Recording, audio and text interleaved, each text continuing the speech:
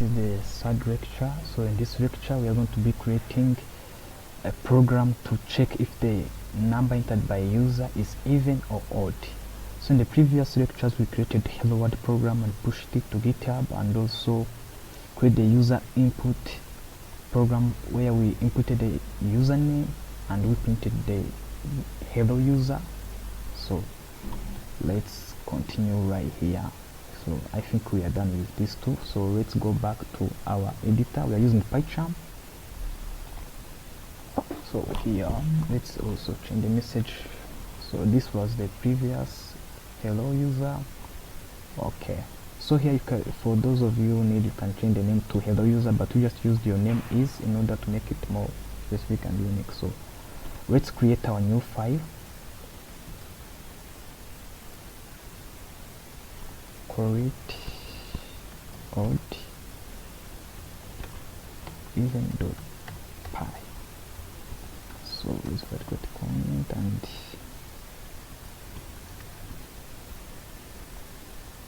yeah. So first of all, before we begin, one of the things you must do if you are assigned like such problems or such tasks, first of all you must ask your question: what is an odd number, what is an even number, before you start anything in programming.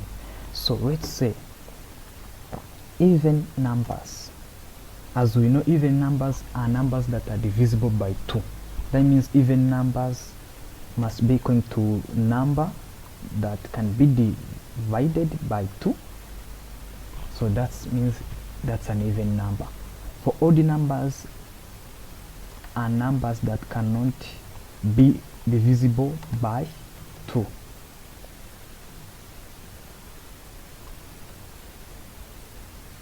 Let me add note. So this sign means not in programming. That means even numbers can be divisible by 2 and odd numbers cannot be divisible by 2. So in programming, the best way to find if a number is even, we use what we call modulus. A modulus is an operator that calculates the remainder between two divided numbers. So instead of using num divided by 2, we can just say num modulus 2, and for a number to be divisible by 2, that means if you divide it by 2, the remainder must be 0. So if the remainder is 0, that means that number is an even. So on odd, to make sure if a number is odd, we must say if a number is divisible by 2 and not equal 0, this is the first way to find an odd number. Or you can also use if a number divided by 2, the remainder equals 1. This is also another form. We're going to be using all of them so that you can understand how to check if a number is odd or even. Or we may use what we call the logic operator and 1, like this. So this is a little bit of trick because like most of people don't use it, but it's the easiest way. So what it does, like it gets the number num and converts it to binary numbers, and then divides it and sees if the remainder is equal to 1. That means it divides the numbers, but first of all it converts them to binaries.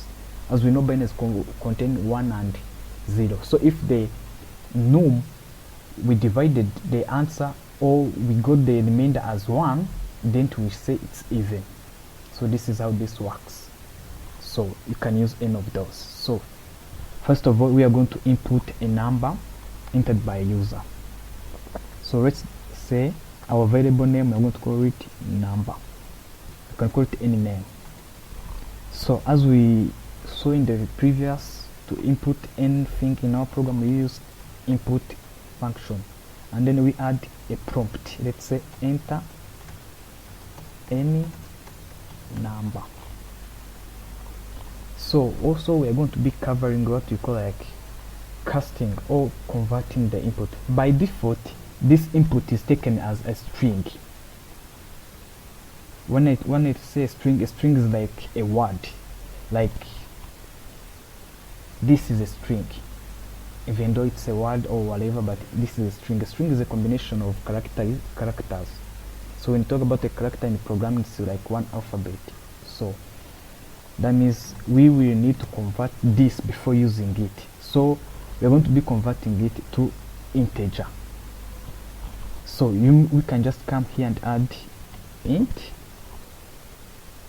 here, and then you say if. So when you talk about if are condition statements in programming languages, condition statements are used to check for a specific condition specified, to see if the program is matching the specified condition. Maybe we want to see if the number matches the condition we're going to give it. Then we said if number, as we saw, we use modulus divided by 2 equal 0. This means this number will be an even. So condition statements can be used for a lot of tasks, and we are going to be using them a lot for you to have a better understanding on how things are going. So if a number divided by 2, the remainder is 0, we must print a message saying maybe that number must be even.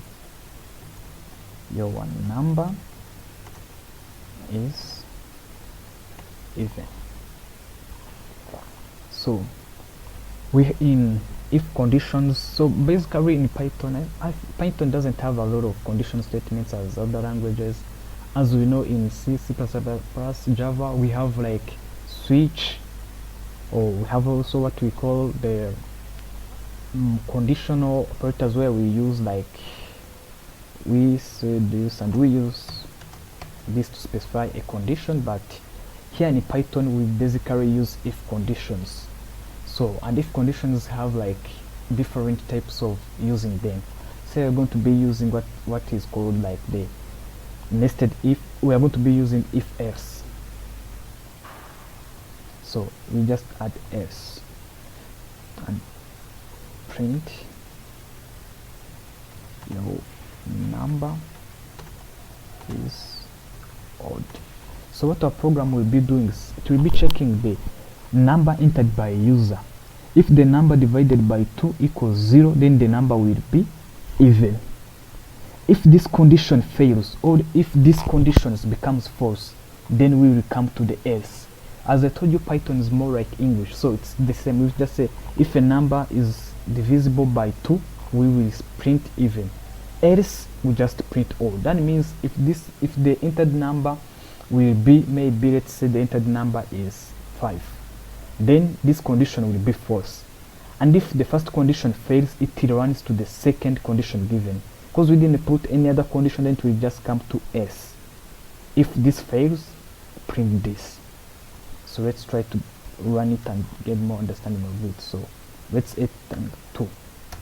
For 2, it will just find this condition matching, and it will just run this, and then it will just end. So let's try to run it again and maybe assign a different value and say 5. It will be odd, because like this condition it will be false, and if it becomes false, then we will just go to else statement. So another way, let's use this now. First of all, we use this. Now we're going to be using this.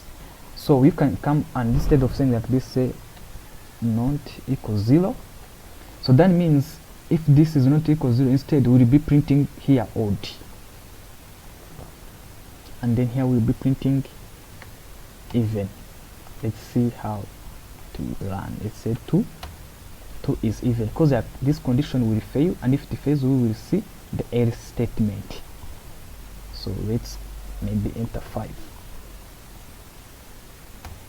Now the condition is true. That means we must see this statement. So let's try also to use this. That means we can here and say equal 1. Then we just say let's enter 2, it's even. Let's maybe enter 5, it's even. You see that both conditions we used are matching. Now let's use the last one, which is 4 and. Okay, and note in Python it's not allowed to combine an operator with is a number or any other thing. When I talk about operators, operators are basic symbols used for mathematical equations or comparison equations according to the type of operator using.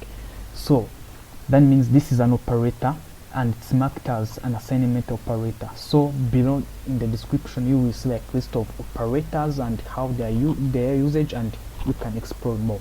So an operator is used to assign or do any calculations in a program. So if you're going to be doing any calculation, comparison, you must use an operator. So this is one of the operators we are using, and this is found in the logic operators, where you find and or. So this is called AND. So let's run the program and see the output. Say 5. 5 is odd. Let's now run and say 2. 2 is even. You see that both conditions are running. So this is how you can test if the entered number of a user is an even number or an odd number. By this same technique you can test everything you want. Maybe check if the entered number is high, then maybe let's try to change a little bit of something and see. Let's maybe say enter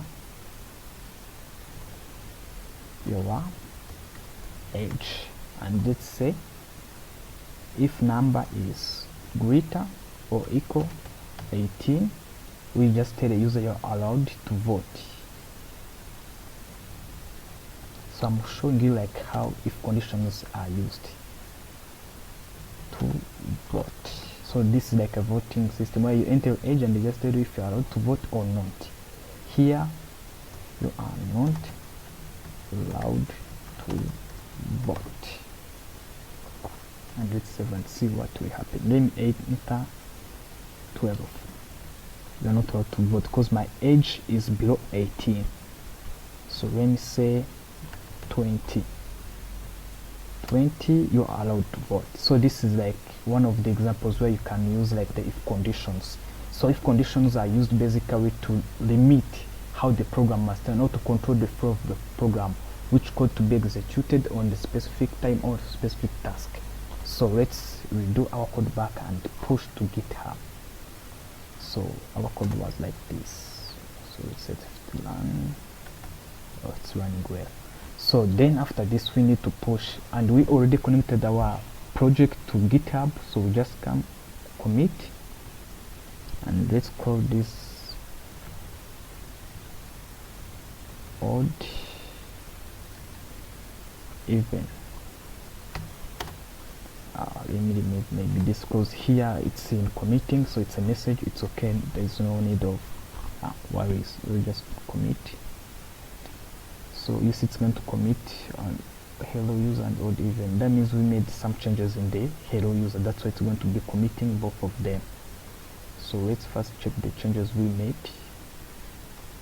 Oh, okay, we added a space, that's why. So whenever you close that push menu that was here, you are not allowed to commit and push again. You just come here and press push because you already committed. So whenever you close this, you are not allowed to come and say commit again. Just press push so that you can come here and commit your changes. So let's push. So see when commit was pushed, and let's check if our changes have been pushed. You see odd and even, it's all, yeah, our changes has been pushed.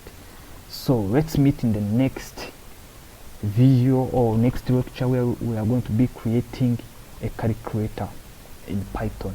You are going to see how easy Python is and how Python is going to be your best language. So I'm going to be building one of what I call like a digital calculator, and stay tuned and follow the next lecture. See you.